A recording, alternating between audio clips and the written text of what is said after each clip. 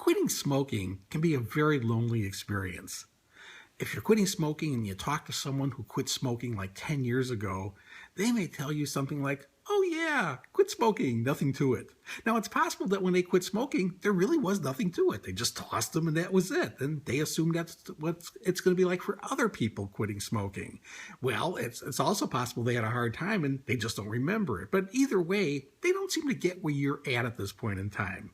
You talk to people who never smoked a day in their life and tell them that you just quit. They may react with, "I don't know why you ever started in the first place." So you're not getting much from that, aspect either.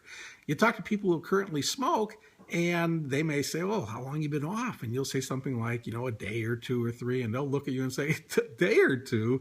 Oh man, you're never going to make it. Here, have a cigarette." I mean, this is an isolating experience. You're trying to look for people who understand what you're going through, and my gosh, no one seems to understand what you're going through. Well, one thing I got to point out is your success at quitting is not really going to be contingent on other people understanding what you're going through. What's important is that you understand what you're going through and what you need to do to get through it. That's really going to be paramount importance. But again, it could feel very lonely when you're quitting. There's plenty of online support sites out there, though, that you can join at this point in time. If you just want to read what other people are going through, you can do that. If you want to participate, and there really are just lots and lots of sites out there.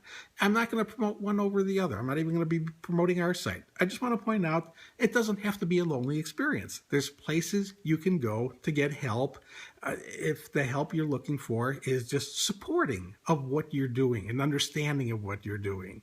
We do have at whyquit.com a lot of educational material about what you can anticipate and why certain things are happening. So that's not really where you're going to get the one-on-one support that people may want to be giving you or that you may want to be receiving, but for getting a real understanding of what you need to be doing. I hope whether you join other groups or not, that you utilize that site to just help you form a basis of understanding of the addiction. Because what you need to understand, again, whether other people around you understand this or not, what you need to understand to be able to get a quit going and to sustain that quit over the long term is basically you're dealing with a drug addiction, and the way you beat this drug addiction is you stop administering the drug.